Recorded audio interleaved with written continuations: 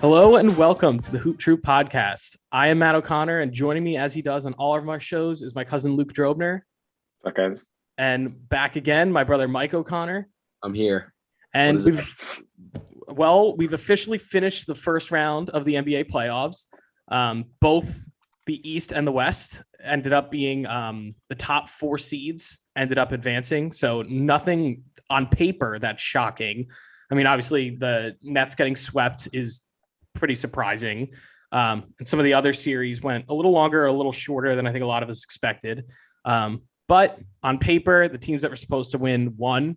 And then yesterday, we had our first games of the second round. So I'm going to let you guys pick where you want to start. Do you want to even go over any of the closing games from the last series? Can we touch on the teams that have been eliminated just so we can want to touch on the notable ones? I don't want to get into like all of them, but like, I don't want to talk about the Hawks. Like, what do we have to say there? Quickly, it'll be good to see the Pelicans get Zion back. Plus, I think they have 2 first-round picks this year. I mean, they have a treasure trove thanks to that Lakers trade and the Drew trade. Yeah. I will say they have the Lakers pick, but I think it's a weird protection, isn't it? Yeah, I really did not pay too much attention to those picks. I'm probably come draft season, I'm going to get a better understanding of it. But I will say for you bringing up them getting Zion back, it sounds like he's going to sign whatever max extension they give him this summer. He kind of apparently in some interview, like said with a smile, of course he'll sign it, which to me, that's a no-brainer. He's barely played in his first, 3 years now. Of course you sign that $180 to $200 million contract. You would be insane not to, So yeah, he's going to sign it, but does he end up forcing his way out if he's not happy or if he doesn't because I feel like he doesn't trust the organization right now. And as exciting as that team was in this playoff series against the Suns, he clearly does not trust them. But why should the organization trust him either? I don't know. Because the potential is there. And also you're a small market. So you kind of have to keep him there. You have to. Right. What choice do you have? It's not like players who leave are just like, oh, I need to go to New Orleans. It's very rare that you're going to see that unless you have a guy like Zion there to pull in other stars. But the interesting thing is, if I were him, I would give it a shot and really try to play. You have Brandon Ingram, CJ McCollum, Denny, Jose Alvarado. And it seems like a player. Let's not forget Herb Jones. I was going to say, Luke, how's that not the first name out of your mouth out of the last couple episodes? It seems like a player. It seems like a player-friendly coach too. Yeah, so, and I mean, it seems like they're very trusting of the young players on the roster too. They're not abusing veterans to do what they just did. They had deep in the fourth quarter, they had 3 rookies on the court at points. So yeah, they're clearly in a good spot for Zion to join in. And I feel like they generally follow his timeline too.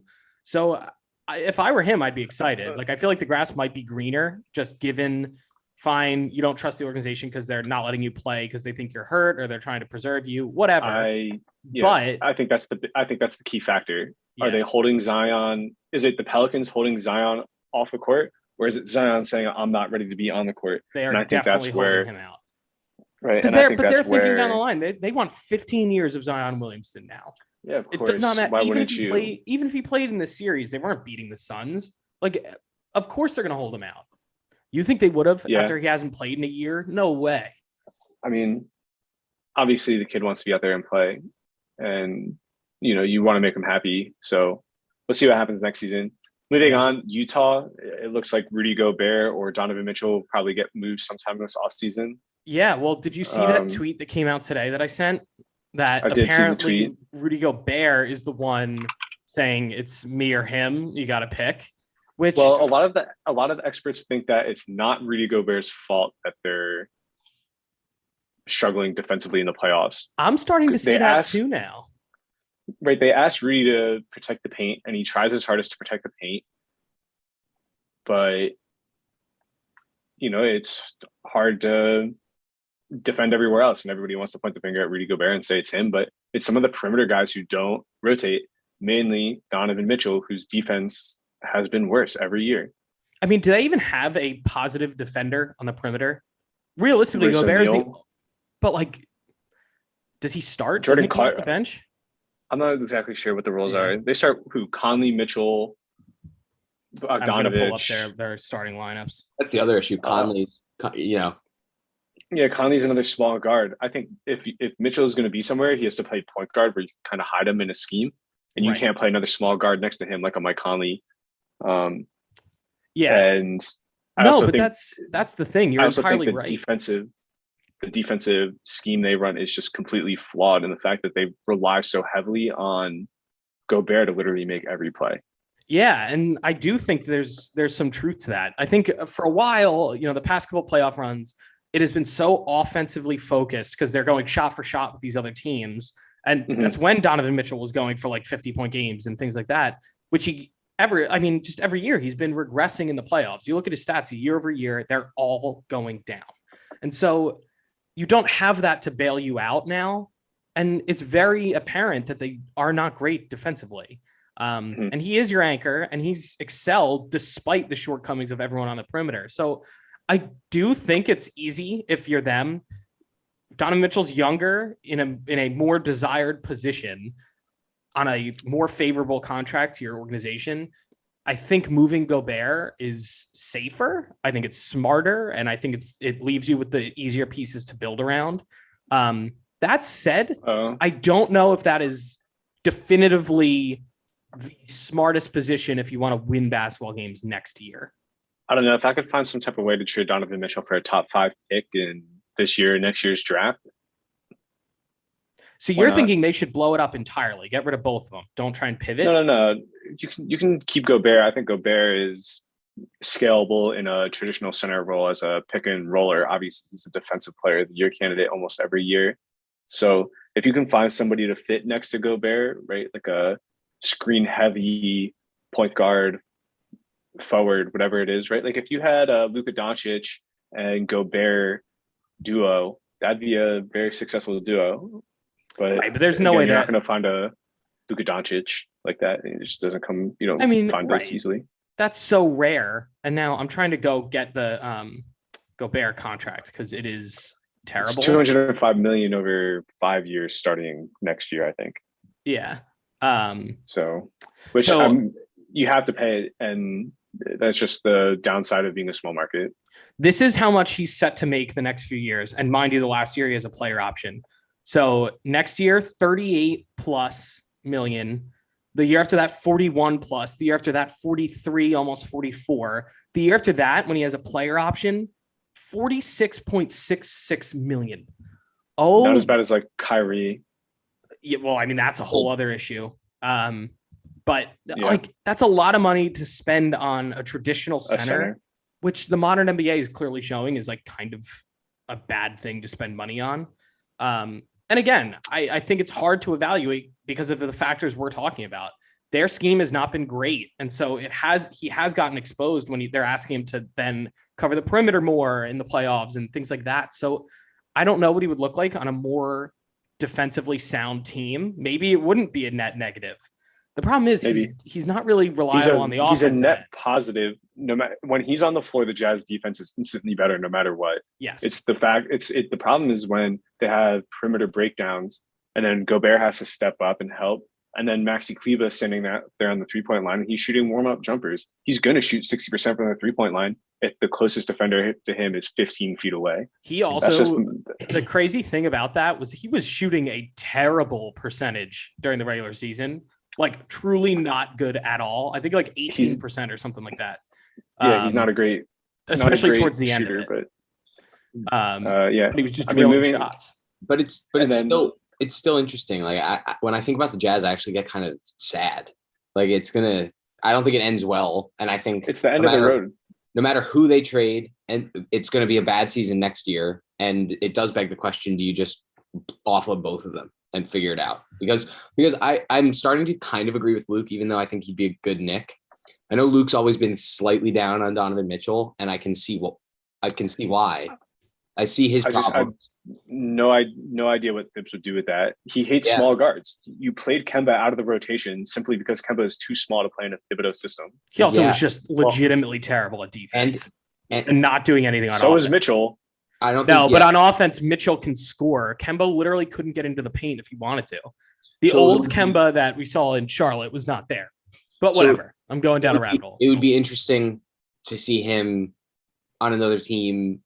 You would definitely get a lot back if you were the Jazz. It could be worth it. Like, you might have run your course there. And like you said, drafting a number 1 to 5 overall pick could be the next move. And, you know, some team's going to want Rudy Gobert. I think I'm almost team one of them both for the Jazz and just blow it up. If I could get the number 1 pick for Rudy Gobert this year, I would do it and draft Chet. Replace Chet. I think with Gobert. I think anyone in their right mind would do that. No one is giving up the number 1 pick in this draft for Rudy Gobert. Absolutely you no don't know. way. I think you're going to get less than you think for Rudy Gobert.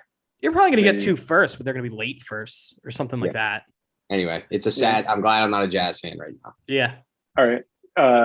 And then moving on to the next series, Denver lost to Golden State. I think that's just a team that needs to get healthy. They'll be back next year. Right. I don't think they really have to tinker with that roster too much other than just getting their guys back. And I'm only concerned, like, the fact that Draymond Green played really good defense on Jokic. Jokic needs to squash him a little bit. Yeah, but he did. If there was a second option, he was also averaging like 30+ point triple doubles in that series, and just no one else was doing absolutely anything.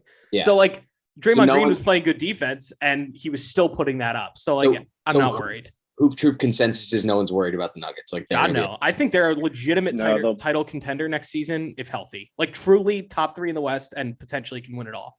Barring. I think the only. Oh no, Luke, you go. I'm sorry. I think they need to replace Will Barton with someone a little better, and I think they need to find a better replacement for JaMychal Green off the bench. But yeah, I think minor tweaks to their rotation like that, and that's not a significant change. Like, it's not like you're changing the top 4 guys on your team. You're changing pretty much the end of the bench. If they had Norman Powell instead of Will Barton, I'd be much happier. Mm-hmm. Yeah, they could use guys like that. And then I think the only risk is if Michael Porter Jr. is a weirdo, or there's some like weirdo chemistry thing that happens. But yeah, I mean that, and if he doesn't play defense, but you're gonna have to cross that bridge when you get there. You need Jamal Murray to come back like Clay-ish. Better than Clay. You need him to be better than what Clay is now, for sure. Yeah. He'll be okay. They'll have a slow start to the season, but I could see them finishing top 4 in the West. He's also going to have like almost 2 years off, if you really think about it, because he got hurt in the last playoffs. So he's going to have like a year and a half recovery. And normally those injuries now are like 9 months, 10 months. So like, I think that's plenty of time for him to get back up to speed. And then with preseason, whatever, he'll be okay. And especially by next year's playoffs, he'll totally be back and ready is my guess. So yeah, I'm not worried about them. Timberwolves got eliminated. I don't really want to touch on them. I think they have a bright future. I'm not so big on Cat, and I think that might be just because I'm a hater. But no, but I think you're right. I think Cat has to be okay being the number 2 on that team. And that's not to say from our conversation last week where you were saying that you don't believe in him. Like, I still believe in him. I just think he has to be confident enough in himself to be like, okay, I can go be a 1B, but someone else, like specifically a perimeter player like Anthony Edwards, needs to go be the 1A and like run the offense. I think Towns is a 2A, D'Angelo Russell 2B. Fine, be that as it may, you can have them like that. However you want to set it up. He just can't be the one that the offense runs through. He can't be the one chucking up a shot with 2 minutes left in the game down 4, like a 30-footer. Like that was a bad shot. Right, exactly. So things like that. But otherwise, I think they are in a good spot too. Just young and inexperienced, and that'll obviously change over time. Atlanta got eliminated by Miami. What do you have to say? There's nothing. What do you have to say there? Trae Young is the only option on that team, and they shut him down, so they got crushed. I mean, think about it. Option. I mean, they got shut out when Jimmy Butler and what's his face, Kyle Lowry were both out. So like, I'm not worried. Michael, your hand is raised. I just think the Bucks got lucky on that tampering thing and didn't get Bogdanovic. I know he's okay. He's okay, but the Bucks, I think, were fine not doing that. Would you rather have Grayson Allen or Bojan Bogdanovic? Probably Grayson Allen. Probably Grayson Allen right now. I don't think that's true. I think I'd But rather again, Bogdanovich. Also, he's going to be your different, fourth option on that team. those are different systems, and I think playing next to Giannis makes it pretty easy for anyone to look decent. But Grayson Allen's hitting threes. He's playing tough defense. I don't like Grayson Allen. He's a dirty player. I don't like him. But I think Would you rather have Pat Connaughton or Bogdan Bogdanovich? Probably Bogdan. Who wins in one-on-one is the better question. Probably Bogdanovich. Bogdanovich, for sure. But again, they're playing next to Giannis and they look really good. But I just think, I don't know. Bogdanovich seems to need the ball more or something, or I don't know. I think you can tell anyone to play off ball with Giannis and they'll do it. I think there's very few people that you'd be like, okay, I'm deferring to you. Do you think Bogdanovich and Herder would look like the same thing as Grayson Allen and maybe even better next to Giannis? I think there's a little bit. I think Bogdanovich is better than I think Bogdanovich and Herder are better offensively than Allen and Connaughton, but I think Allen and Connaughton provide hustle that the Bucks need. Yeah. So anyway, that was my weird Bucks take along with the Hawks departure for the playoffs. Anyway. And then Toronto lost to Philadelphia. So can we save this one for the end? Because I want to use that as my segue into talking about Philly in the second round. Okay. Chicago lost to Milwaukee, but expected, I feel. Is LaVine going to leave? He said he might. And I mean, DeJounte Murray and him are friends they're both from the Seattle area. So also, why would he stay? Lonzo is just showing that he's injury prone and can't stay on the court. DeRozan is aging and kind of got exposed in the playoffs. He played well one game, but beyond that, teams figured out how to shut him down. Then you have an aging Vucevic. Didn't play all that well. No, I know he didn't, but I'm just saying you have an aging Vucevic. You're kind of tied cap wise. You're not in the best shape as from a roster construction standpoint. Why not go somewhere else? You still have assets. I feel like you can trade Kobe White for something. Yeah, I mean, you could. And I feel like you could trade Pat Williams for something better. I like Pat Williams. I just don't think Chicago's a great situation for him. So, but that's why, I mean, if I'm LaVine, I'm looking at some of these other places and I'm like, oh, maybe moving on could be a good thing for me. So that's on my horizon. I could easily see him signing elsewhere. Another sign and trade with the Spurs, but the other way around. Bulls sign LaVine, trade him to the Spurs for a draft pick and some role players. I mean, it would be fun, him and DeJounte Murray. I think that would be a good combo for sure. But then my question, I didn't get to watch a lot of the Bucks Bulls, to be honest, was one of the more, I didn't watch that one. I'm going to call it on the scale of watchable to not as interesting, that one. So I didn't get to really see, did LaVine, was LaVine any good? You didn't hear a lot about Zach LaVine in the series. And I think him and DeRozan were both pretty average. Yeah, I think the Bucks defense was just fantastic. I think it's more a testament to that than I think it was to them not playing well. And I think we just saw it, and we're going to talk about game one with the Celtics. I think the Bucks defense is just truly that good. But isn't it interesting? I don't know. Even in talking about the Timberwolves, and I'm trying to think of some other teams, the Pelicans. I feel like America and people who watch basketball, like me, I mean, we watch night to night and you try to catch games, but the playoffs is when you actually get to really see players that you don't watch all the time play, and you see who's making a jump and who isn't. And the brights are lighter. Oh yeah. So the lights are brighter. Whoops. Well, the brights are lighter. The brights are lighter. But it makes you watch someone like LaVine and you're like, oh shit. You just talk about LaVine being so good. And then he falters in the playoffs. Cat, for me, I've always been Cat's a top 2 center in the league, and now I'm top 3. And I'm like, but if you think about it, they haven't really been to the playoffs yet. Cat has once. And then the Bulls have not. LaVine has never been to the playoffs. My problem with the Bulls is that they have a lot of guys who would be the second or third best player on a championship team, but they don't have a guy who would be the best player on a championship team. I think LaVine would be a great compliment to a LeBron James. I think DeRozan would be a great compliment to a Jokic or something like that. But none of them are MVP candidates, and none of them will be at any point in their careers. Yeah, and I mean, I think DeRozan was as close as you were going to get this year, and even he fell off towards the end of it. So I don't know. And you kind of need that guy who was top 5 to 10 in the league, and they don't even have. Do they even have a top 20 guy? So that's where I think the issue is that they don't have enough top level talent. I mean, DeRozan and Levine are all stars, which puts them top 26, right? Something like that. 24. Yeah, like ish. And that's why I think they're at the bottom of that realistically, and then you get into snubs and whatever you want to get into. But I mean, I don't know. And maybe I'm just answering things as a, more in depth than the standard viewer, but maybe less in the weeds. But, Devin Booker's getting crazy defenses thrown at him and tough things, but he's figuring it out and he scores. Like maybe that if I'm someone thinking about taking on Zach LaVine, I'm kind of watching him. Yeah, I mean, I also think Devin Booker is playoff game, but Devin Booker is like a top 5 offensive player in the NBA right now. So then I'm answering that. For me, it's just a different echelon. Yeah. But yeah. Luke, I see you taking issue to my top 5 offensive player. Yeah. Embiid, Giannis, Jokic. You could put Curry in there. Tatum, Durant, LeBron James, Doncic. So I'm gonna recalibrate scorer, not offensive player. Okay.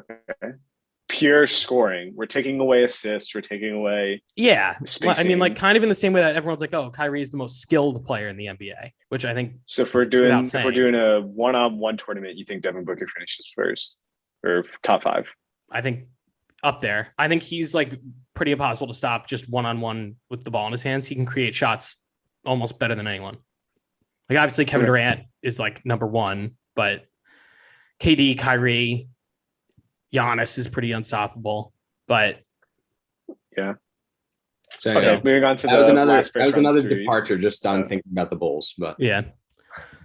No, last first round series, Boston swept Brooklyn. Yep. Brooklyn just needs to figure out what type of locker room cancers they have, and then a lot. Just like get rid of it. The answer is a lot, and there is no way to get rid of it. They're capped out. They have no assets. What are they going to do? It's a disaster. So yeah, I guess you kind of have to run it back. Kyrie's going to sign that fat extension because you literally have no choice. You have to pay him. The problem is because you can't not. You're already capped out, and you can sign him over the cap. He's your only option to add true strong talent to your team. Because otherwise you're not doing it in free agency. And also, who in their right mind is trading for him or Ben Simmons to give you adequate value? No one in their right mind is trading for either of them. They're so unreliable. And I know I sound like Stephen A. Smith right now, but it is just, it's a disaster situation for them. And Durant is stuck. What is he going to do? He made his bed and now he's stuck with it. I don't think they can make any realistic changes. They have a lot of guys who are going into free agency this summer, but you are committing so much money to KD, Kyrie, Ben Simmons, and Joe Harris that I don't know where you're really going to be able to improve. I think Joe Harris minimums. I think Joe Harris could be a big boost for them just because. Oh, he's absolutely. Out all year. He's a great shooter. He's going to give him a lot more spacing. If Ben Simmons can come back and play basketball, that'd be amazing as well. Play basketball. The bare minimum, just play. Literally, if he was just out there. They're so strange because also I just thought the playoffs exposed it. I think the supporting cast sucks. They're not a good team. I mean, they were very reliant on Bruce Brown and Nick Claxton, which is just not ideal. Nick Claxton shot 4 for 40 from the free throw line. Wow. Oh my God, it was awful. But the Nets are such a weird team that it's they could win the title next year. Yeah, okay. I mean, I think they do have enough top level talent. If Ben Simmons plays, kind of to Luke's point, he's one of a kind. He's undeniably valuable. It's a question of what he's gonna look like, if he's gonna play. I think Kyrie, you cannot count on to play, let alone play well. I mean, he was a ghost in that Celtics series. He really was not himself. And he was on the court for every game. It's not even you could be oh, well, we didn't have Kyrie for half of them. He was there. He just wasn't trying, it seemed like. Or if he wasn't trying very hard. So I don't know. I don't know what they're going to do. Nets free agents, Bruce Brown, gone. LaMarcus Aldridge, gone. Blake Griffin, gone. Andre Drummond, gone. Nick Claxton, gone. Goran Dragic, gone. Patty Mills, player option. Kyrie, player option. The only people they have that are 100% going to be on the roster next year, Kevin Durant, Ben Simmons, Joe Harris, Seth Curry, Cam Thomas, and Day'Ron Sharpe. Cam Thomas and Day'Ron Sharpe are obviously Kyrie is going to be on that roster. Picks. I assure you Kyrie is on that roster on that fat contract. He will. Then I think it's a question of who wants to come back. I'm sure they'd welcome Bruce Brown back with open arms. I don't know that he's going to get a big contract elsewhere, so I'm sure they'd take him back. Otherwise, I think the centers are all Like whatever, they can let I don't them know walk if and it won't hurt. I'm Patty Mills, I'm not opting into my player option. I don't want to be there. If obviously LaMarcus Aldridge, Blake Griffin didn't really play. If I'm Bruce Brown, I don't really want to be there. I could probably do the same stuff in another market and Yeah, I mean you could, but I mean like you know what you're gonna get there, and maybe he does believe in those guys to go win a championship. So you never Nick know. Claxton. If I'm Nick Claxton, I'm never coming back ever because the only thing that ever happens to me is I try my hardest and Kevin Durant and Kyrie Irving get mad at me and it hurts my feelings. It's kind of how it is. Yeah, it's pretty bad. Andre, literally, if anything goes wrong, it's Nick Claxton's fault. It doesn't even matter if it was his fault or not, actually. And then Andre Drummond said he was out. He's like gone a couple months ago. Yep. So, yeah, not a great situation. So, no. So I think they have a lot of questions this offseason, and there's not good answers. I mean, there's just not good answers. You know, it's sad though. They're in a better position than the Lakers. Are they? Yeah. Are they actually? Yes. I don't. Who's going to take Russell Westbrook? True. You literally have. It's just like no one's going to take Russell Westbrook, and you're gonna. I think you at least. I do think someone would take Russell Westbrook if you attach a pick or two. I think at least in the Nets THT. situation, you have 3 players that can actually score and like play with each other. Russ can't play with LeBron. It's just not possible. And honestly, I don't think he's going to be on the roster next year. I think it's easier to move him right now than it is to move Kyrie. I think it's easier to move Westbrook right now than it is to move Ben Simmons. That might be true. I think Kyrie and Russell Westbrook I'd put in the same tier of immovable. But I think it's more if people are going to be moving Westbrook, it's a salary dump. And like whatever, Westbrook will be like a positive presence in your locker room and he'll try to play. Kyrie is going to be a disaster if anyone. If the Lakers controlled their draft picks, it would be easy to get rid of Russell Westbrook, but they don't. So, like, what do you like? You're gonna Russell Westbrook salary dump for like 2 seconds? Like, yeah. I don't like. That's why I'd rather have the chance over this offseason to get the Nets to commit. Like, you know, if I feel like that's a better situation than like, how the fuck do we get rid of Russell Westbrook? They're going to do it. I assure you they are going to do it. They're going to find a way to get rid of him. I'm so crazy. I'm saving this segment of the pod to say he will not be a Laker next season. The only way he is a Laker next season is if they trade LeBron and Anthony Davis. It's the only way he's still a Laker. Gordon Hayward to the Lakers. Yeah. I mean, I don't know. Like, I just think there are things that could happen, but yeah. We'll see. We don't know the future. Nope. All right, let's move on to the second round here. Let's go to Toronto because I want to use this as my segue of the Raptors Miami. mauling Embiid and pretty much ruining the Sixers' chances now. Please, Embiid shouldn't have been out there. They were up 29 with 4 minutes to go. Take him out of the game. There's no reason for him to be out there.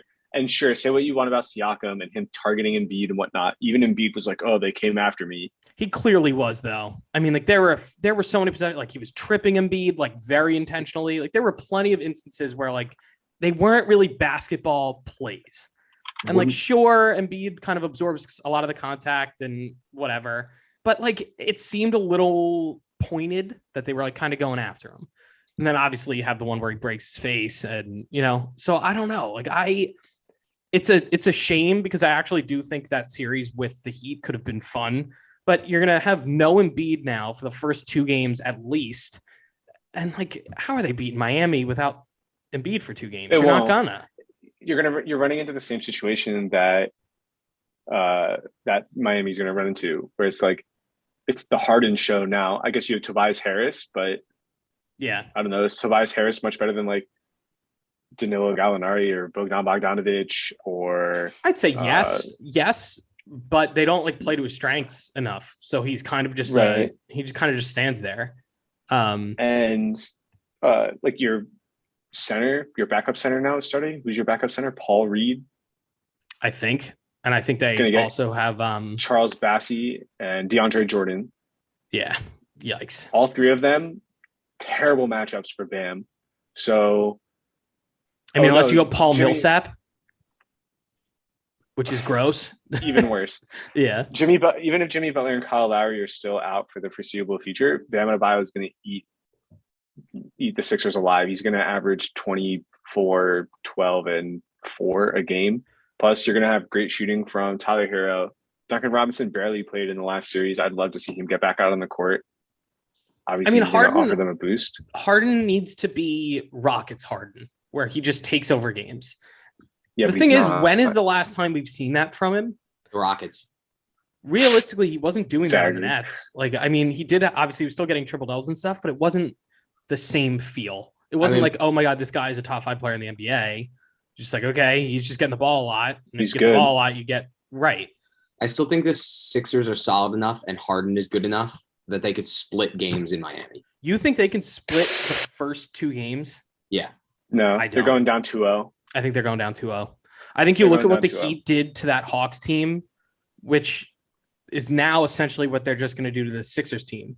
They're going to hinder Harden down. They're going to hinder Harden enough and then force someone else to beat you. And I don't think there's anyone else on that team that can beat you. Even when they force someone else to beat them, and DeAndre Hunter had that 35-point playoff game, they still lost, right? It wasn't like, oh, someone else is going to beat us. That's great if someone else beats us, but as long as we take away your star player, because Trae Young was awful, and he didn't do anything. It wasn't even like John Morant played really poorly against the Minnesota Timberwolves, but at least he was racking up like 8 to 12 assists, you know? Yeah, well, so I think Trae Young would like score 7. He'd have like 2 rebounds and 2 assists. You know, it's awful. So exactly. And that's why I think Harden, even against defenses that I don't consider like great, hasn't looked like himself. And so I think when you go up against a Heat defense that we've talked about, and they are clearly a very strong defensive team, that's kind of what makes them great. Yeah. I can't see a scenario where they win one of the 2. And I guess the first one's tonight, so I'll see if I'm wrong right off the bat, but I'd be shocked. I think Embiid is the differentiator again, and they need him. And sure, he's going to be playing with a mask and a broken face and a torn ligament in his thumb. Like, there's just no way they're winning that series. I'll give them 6, but even then, I think it's the Heat. I don't even know if I'd give them 6. See, that's how I feel. But then what? Doc Rivers gets fired. Like, what is the fallout from this? Doc is toast. I don't even know if Doc Rivers gets fired because not you his blame fault. this on Embiid being injured. The only reason you can blame him Embiid being injured on Doc Rivers. Why is Embiid in the game? I know you're cruising the Raptors. Yeah, I mean, horrible. The Bucks it's just bad coaching. The Bucks yesterday were up by like 11, and Budenholzer took out all the starters. Yeah, but that's the smart thing to do. Even in today's NBA, where no lead is safe, like you have to at some point. The game is over at some point. It just is. Right. Or just say like, look, we gave it our best shot, and like if the bench can't send it home for us, like I'll go with it. I bet by the next time we troop, the Sixers at least stole one in Miami. All right. We'll see. We'll see next week. I don't think so though. But anyway, the other point I was going to make about Doc Rivers getting fired is that what's his name? The GM. Morey was not there when they hired Doc Rivers. This is now his chance to go fire Doc Rivers and pull in his guy, whoever he wants it to be, to coach them. You pretty much, you get one of those, maybe 2 as a GM, where you get to fire the coach and pull in another guy, but like you really got to handpick them. So I don't think they're going to fire Doc Rivers unless he has his guy ready to go. So it kind of depends on, I guess, what else happens in the NBA. I could see I think there is going to be another head coaching carousel. There's a lot of really great assistants: Kenny Atkinson, Mike D'Antoni. I'd even consider like trying to push like a Steve Nash or. Well, I think Nash could get fired for sure. Yeah, but again, I'm like, it's so young in his career that you don't really know what type of coach he is. I guess that's also the risk you can't take if you're the Sixers and you're trying to compete. I mean, if Quinn Snyder gets fired, which might happen. I don't think Quinn Snyder is getting fired. I think his contract's up. Right. So he'll leave. I think he's a coaching free agent. He's going to leave. He's going to see his options. Yep. Which wouldn't be such a bad idea if you're the Sixers. I think that could be a good combo, but you're right. So that's why I do think odds are Rivers is toast, but I wouldn't count it out because I count out them keeping him just on the off chance that Morey has a guy in mind, but he's not ready to take the job. So that's kind of the only other scenario. But I think Miami's going to just run train and this isn't even going to be fun. Fair enough. Yeah.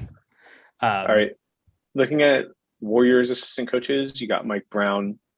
Who is a finalist for the Kings job, I think. Is he? Yeah. And I think Kenny Atkinson is also on that. Mm-hmm. And then you look at the Suns assistants, Jarrett Jack. No, that's not a realistic. You don't know. You never know. And then Suns assistant. I did not know that. I mean, that's just one name I recognize, but I'm sure all these guys, they have 1, 2, 3, 4, 5, 6, 7 assistant coaches and the associate head coach, Kevin Young. I'm sure all of them are excellent coaches, right? And these are like, they run such a system. I'm sure all these guys are brilliant basketball minds. Otherwise, Monty Williams wouldn't have them around.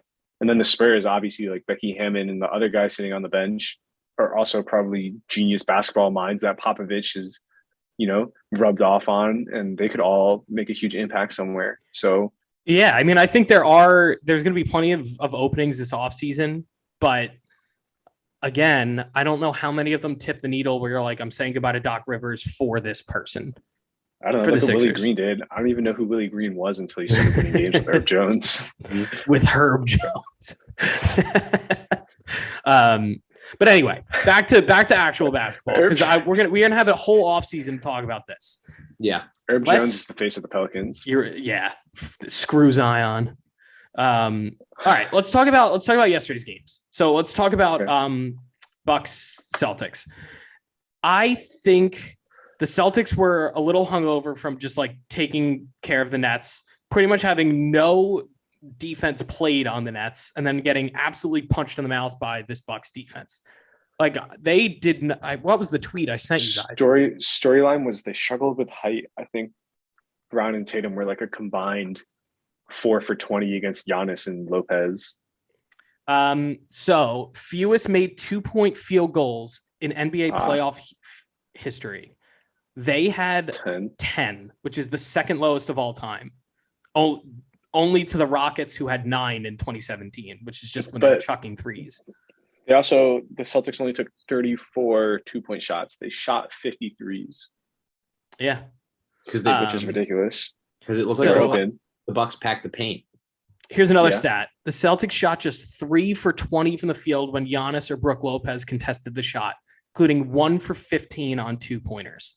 Just unbelievable defense. Like, I also think another thing that the Bucks did well was that they forced the right guys to shoot threes.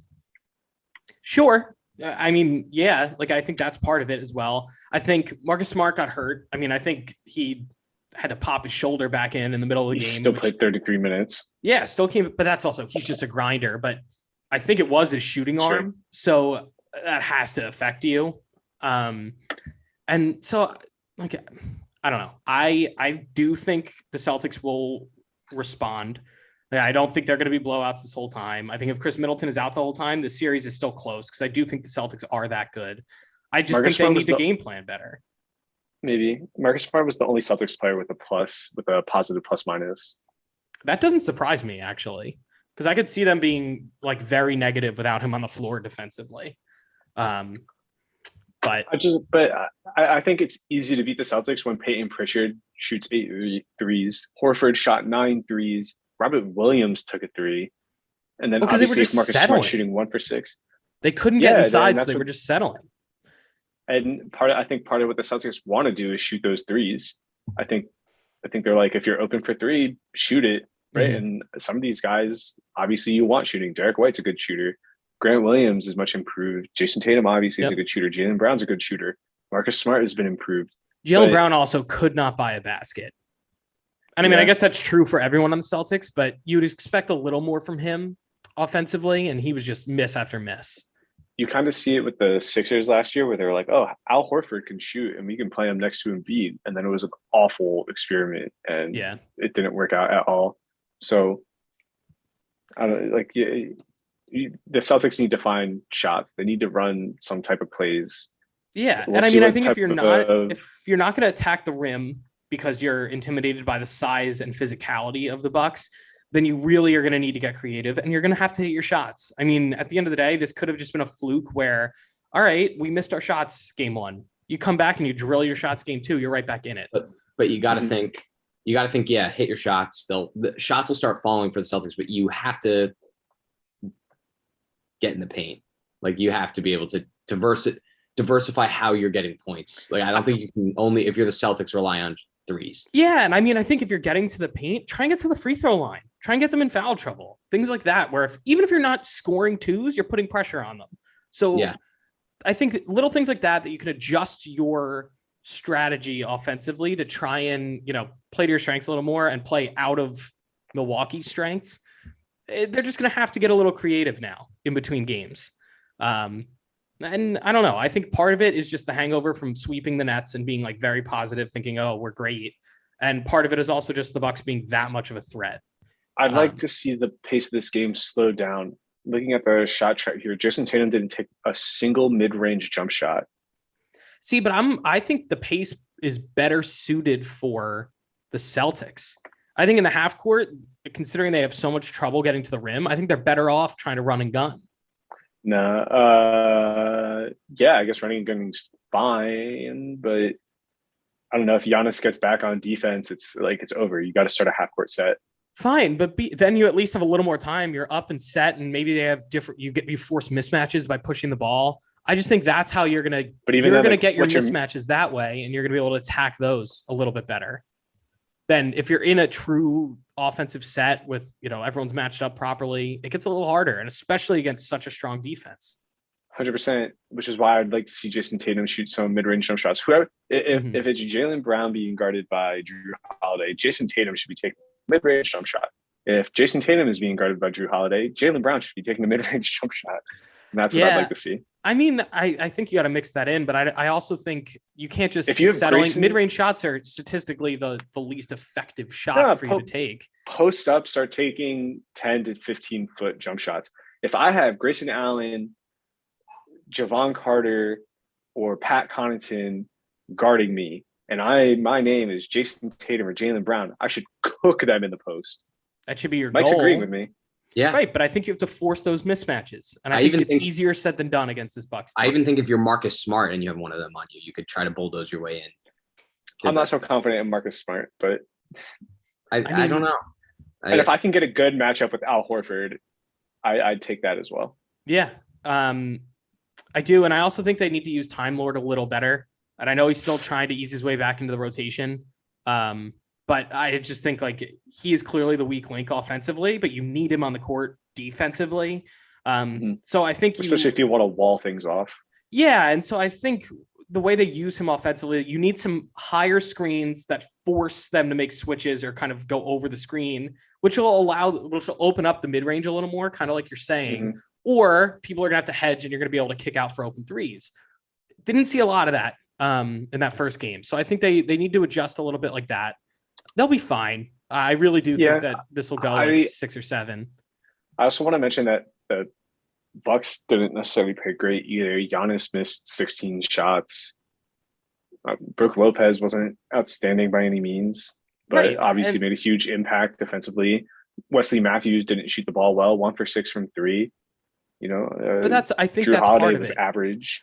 I think that's part of it. I think both teams are great at defense, and I think we've seen that now. Both of them proved it in the first series, and they both showed it yesterday. And so it's a question of, all right, are we going to hit our open shots? That goes for both teams. And when other teams adjust, are we going to be able to adjust back? And I think it's the Celtics' turn to go adjust. So I think it's time to start playing a college type game. Ball always moving. Post up these forwards. Yeah, I mean, run some motion.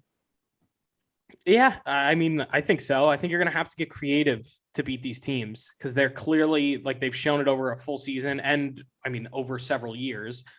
They understand NBA offenses and they've built a strong defense to beat them. So I think that series is going to go 6 or 7. I do think the Bucks are winning, but I would not count the Celtics out of this at all. Okay. Want to go to the other game that happened? Yeah. How about Warriors Grizzlies? I think the Grizzlies impressed me. I know Draymond got ejected, which you could say whatever you want about it. I thought it was a flagrant 1. I didn't necessarily see it as a flagrant 2. But the NBA had a chance to reduce it today, and they didn't. They left it as a flagrant 2. So you can call that Adam Silver intervening and trying to put pressure on the Warriors and keep the Grizzlies in it, whatever you want to call it. But Draymond got ejected, so the Grizzlies had a better chance. And it all came down to the end. They got a pretty good look. John missed. Clay missed 2 free throws. But it was still a good game. And I will say now I'm a little more convinced this series is not a Warriors just like 5-game series. I'm going to tell them to slow the pace down. I think John Morant needs to figure out how to draw fouls. He's so explosive and he's so incredible at the rim. And he shoots like these weird contorting, twisting, perfect spin off the backboard layups. I mean, he has a very It's Allen unreal. Iverson like finishing package. Right. But shooting 3 free throws isn't going to help you. He scored 34 points, which is great. But the fact that you had to do it on 31 shots is tough. Yeah. And I mean, a lot of them were threes, and he did shoot fairly well from the 3-point line, which I don't know if he's going to shoot that well going forward from the 3-point line. But, I also think the supporting cast will play a little better than they did. Mm-hmm. I think Desmond Bane was arguably the best player in that first round series for them. So you might expect a little more from him. He did cross Steph Curry up, but I didn't see that one. It was like towards the beginning of the game. So it's like, it was like 9-6 and he crossed him up and drilled 3, but okay. So like, what does that really count for? It counts. Points it's are on points. the internet. Yep. Hey. But yeah, I do think the Warriors will probably win this just because even though the Grizzlies are showing they have like some of the grit, intensity, and ability to go toe to toe with these teams, the Warriors do have experience. And I know like it's kind of like the changing of the guard. Their prime is ending as one of these elite teams. Younger teams are coming up. I still don't think this is the team that's going to beat them. And I think, Steve Kerr has been there. He's going to be able to, create game plans that counteract some of the strengths that we've seen from them. They're also going to get Draymond back. And I think with a full game of Draymond, the Warriors are probably in much better shape. But this is another one that, I wouldn't be shocked if it goes 6 or 7 with the Warriors winning, but I do think it's probably 6. I think it'll be pretty quick Warriors. I think the Grizzlies played really well, and I think the Warriors played well as well. I thought the Warriors played good as well. I don't know. I feel like I said well too much. I think the Warriors played well, but I think they could play better. And that's going to make it incredibly hard for the Grizzlies unless they can figure out very quickly how to play efficient playoff basketball. And I think that starts with John Morant getting to the free throw line. I think they need to figure out how to shoot a basketball. I mentioned to you before we were on air that I hate how Dylan Brooks shoots threes because he looks like he's reaching out for a high five. He doesn't flick his wrist or anything. He just leaves his hand up. Mm-hmm. No, and that's why we were talking. He's taking like a 25-foot floater. I'm like, bruh. Yeah. And that's why we were talking before the game while he's shooting like a little below 35% from 3. I think just a small adjustment would be good. Yeah. I mean, it wouldn't take much, and it's something he'll probably work on in the offseason. But I also feel the same way about Ja. He could also be in that 37 to 39% from 3 range. I think that could be said for both of them. And now I'm going to pull up Ja's 3-point shooting. I don't think Ja is necessarily a bad shooter, but every time he takes a shot, I'm like, no way. And then he only whether averages, or not it goes in. For his career, he averages 32.7% from 3, and this year he's averaging 34.4. I would do what the Warriors did. I'm going to let him take those outside shots. I'm not going to let him get a full head of steam towards the paint. And so, he's going to hit some, and some nights are going to be better than others, like yesterday.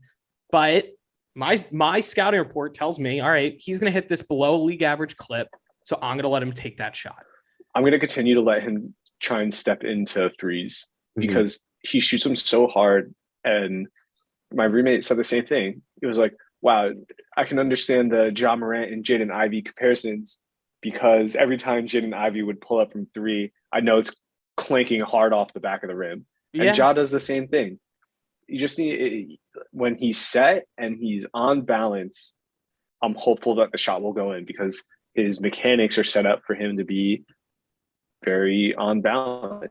shots. But when they ask him to move slightly to his right or to step into it, something's a little off, and that's my problem with it. Sure. And I think that's part of why I think the Warriors are going to win this somewhat easily. Like, I mean, I know I'm saying it could go a little longer, but I do think they're going to, they know they've proven that they can scheme games to really take out star players on other teams.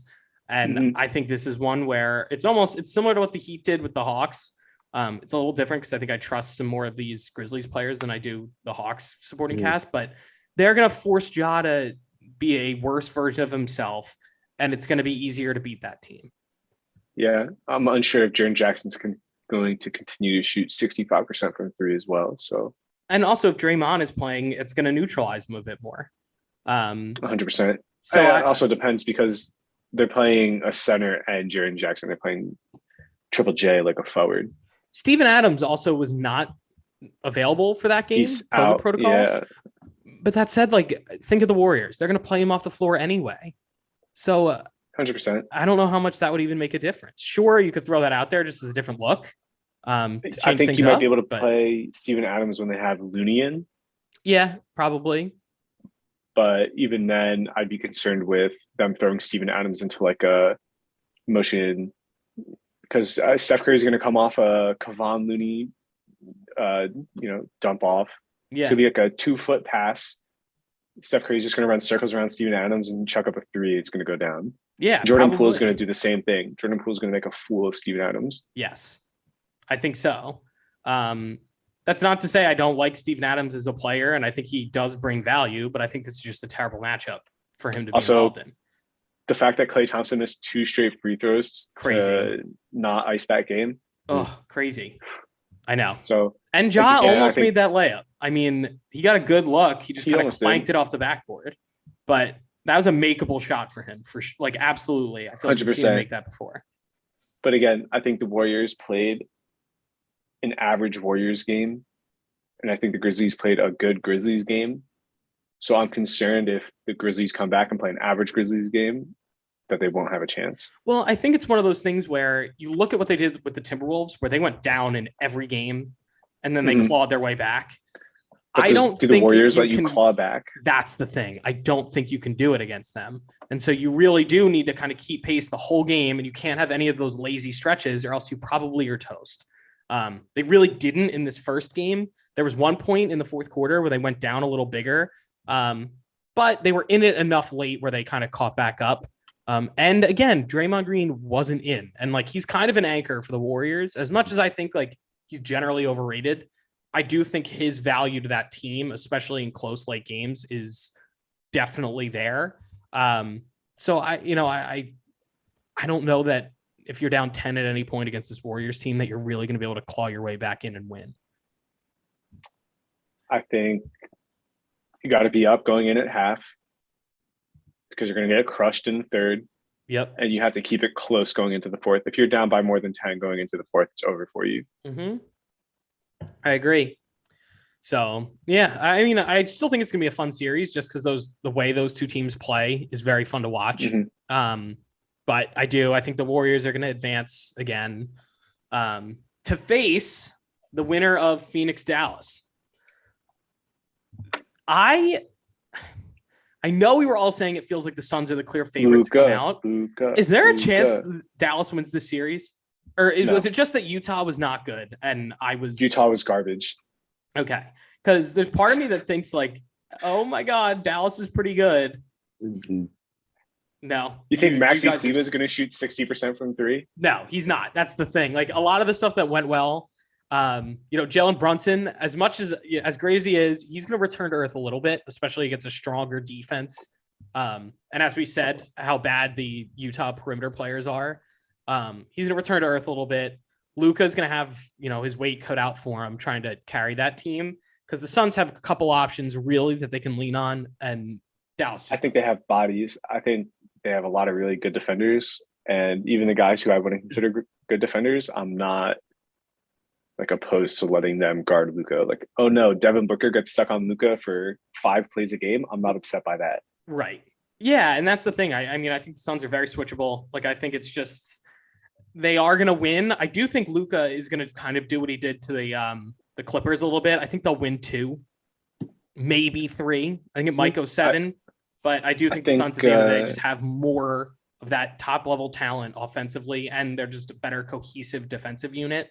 So that's why I think at the end of the day they'll differentiate themselves. But I really would not put it past the Mavericks to stun them a little bit like they stunned the Clippers. You get a Scott Foster reffed game in there. Oh, I know. Mavs game easy. Like a solid 98-84 win for the Mavs. You never know. I'd like to see like a legacy type of couple games from Luka just putting up a fight against. He will. He's done that every series. Yeah, he did that in the 2 games he played in this one. Yeah, so that's what I'm looking for, but I'm also looking at a Suns win. I kind of want Bucks. I'm just looking way too far down, but I kind of want a Bucks Suns rematch, and I feel like that's love that. That's love like the more well-deserved thing, but also Steph being in the finals is interesting too. But anyway, I'm looking. You're putting the cart before the horse, but yes, I agree. I think that's a very fun rematch. I think if you did get Steph in the finals, I think Steph Giannis as like a old really gen versus new gen is very fun too. Like I think of these combinations, I think the only ones I don't really want are ones where like the Heat or the Sixers get there. Like they're a little more boring to me. And even then I would kind of love seeing Jimmy Butler again in the finals. I would love seeing Embiid in the finals again. Harden's never made it there. I think Harden against Chris Paul would be an awesome finals matchup. I don't like that. Well, they hate each other, and it's just like it would be pretty. So I think that's dramatic and fun. Still, I want Boston or Milwaukee to make it out of the East. Yeah, me too. Realistically, I want whoever wins that series to go. I agree, but it's starting to like the Suns. I feel like are clearly the Warriors. Clearly, even if these are fun, I think it sounds like the Suns Warriors. I'm happy with Suns or Warriors. That's going to be an awesome series. It really it's going to be amazing. Obviously a huge Luka person, so I'd love to see Luka go. I think we'll see some legacy type of nights for Luka, but I think any of the 4 in the West can get there. I think the Suns looked mortal, and granted they didn't have Booker for 2 games, but those are the only 2 games they lost. Booker gets injured, Pelicans win. Booker misses a game, Pelicans win. Fine, but I guess that's true. But it is the Pelicans, so I think even in the games where Booker the Pelicans are a much improved team. If it was the Pelicans without CJ, I'd be like, oh geez. But I think the Mavericks are CJ so much better than that team. I'd put them in the same boat. I think a little better, maybe. Fine. It's a one-headed monster versus a 2-headed monster, right? Like you kind of have to pay attention to CJ and Brandon Ingram, and sometimes Herb Jones. But with the Mavericks, it's going to come from Luka. You have Jalen Brunson, but is Jalen Brunson a star? And, I guess you could say that Spencer Dinwiddie might show up, but how consistent is Spencer Dinwiddie, right? Like some games he might give you 20, some games he might give you 3. Right. So, but that's the thing. We don't know what we're going to get. How do you know we're going to get the best version of Chris Paul or Devin Booker or DeAndre Ayton? We don't. I mean, DeAndre Ayton in the first round was pretty incredible, especially when Booker was out. He really stepped up. Yeah. It's unfortunate that the Suns didn't give him that huge extension because I feel like he's kind of shown that he deserves it. He does deserve it. I think it was a no-brainer then. It wasn't, and it is now. I think he clearly was worth it. But they're another one where, and not to get back to the Gobert trade conversation, it just shows that centers are undervalued in the NBA. So it's hard to commit that money to a center. Granted, he is more versatile offensively than Gobert. Also, the Suns owner is super cheap. Yeah, the Suns owner's got to go. And that investigation is still going on with him. So hopefully he's out of there. Because it would be cool if you had a more aggressive owner with that current roster. I think they could make some pretty cool things happen. But with Sarver there, God, no way. They're definitely over the cap already. What time is Heat games 4:30 Eastern? Starts at 7:30. So we got a half 7:30 Eastern. Yep. I want to see Harden kind of take over. I'm hoping for one Sixers steal in Miami. I mean, I wouldn't hate it. I think it makes it more interesting because then you could have the conversation of, Embiid's coming back. It's even still. Like, all right, then there's a chance. But if they go down 0-2, there's just no way in hell they're winning 4. Yeah. There's no way they're winning 4-6. So 4 or 5. No, if they go down 2-0, they got to win 4-6. 4 of 5. You're right. 4 or 5. 4 or 5. Whatever. It's Monday. It's a long day. We've been talking for an hour. I can mess up. I'm really hoping that Luka Doncic hits some huge game winners, some clutch shots. Yeah, I just want fun games. I want close games. I just, like that's all I can ask for. Even I want if some Luka magic. So far as go Luke. I think the best game plan that the Dallas Mavericks could throw out: post up Luka Doncic on Chris Paul, get a switch, post up Luka. Yeah, I think that's the best way to do it. Yeah, so that's the last thing I'll say. I agree. Like he's gonna get doubled anytime he touches the ball, though. But he's the type of player that's so skilled that he'll figure that out. Like he sees the court so well. So yeah, it's the same thing with doubling Jokic. You can double Jokic, or you could let him get 50. It's your choice. Yeah, both of them are gonna hurt. You got to pick a lane though and stick with it. Yeah, because you don't want both. You don't want him racking up 15 assists, or you want him getting 45 points. You don't want both, which he's very capable of doing. Which is why you got to do one or the other. Yeah. This series has the potential to be so entertaining. I think they all do, actually. Like every single matchup is interesting. The Heat. Well, I think this aligned perfectly. I think you're right because I think all of these teams play similar styles, and they match up well. Ja versus Steph was the play-in last year. That was so true. Like I think that's electric. Totally. So I don't know. It's all it's in such a good spot. I feel like this postseason's already been electric. So it has been. And think about it. We haven't even had any game sevens yet, and I still feel like there has been that intensity. So I really, I think we're in store for longer series in this second round, just because I do think that these matchups are a little more even. So I wouldn't be surprised if we see 1 or 2 game sevens out of these 4. I think we'll get 1 game 7. And I think we might get 2. I think it'll be Milwaukee, Boston game 7, Phoenix in 6, Miami in 6, Golden State in 5. Wow. You're only giving them 1. I think that's going 6, maybe 7. Okay. Yeah. But yeah. So with that, we've been on here for about an hour. Hang with the Luke, Warriors. We're losing you. You are Morning. frozen. Oh, you're coming back. There we go. Am I back? Yeah, a little. It's fuzzy, but so well. I guess with that, since Luke's already disconnecting from us, we might as well wrap this puppy up. This is the Hoop Troop Podcast. Thank you all for joining, and tune in next time.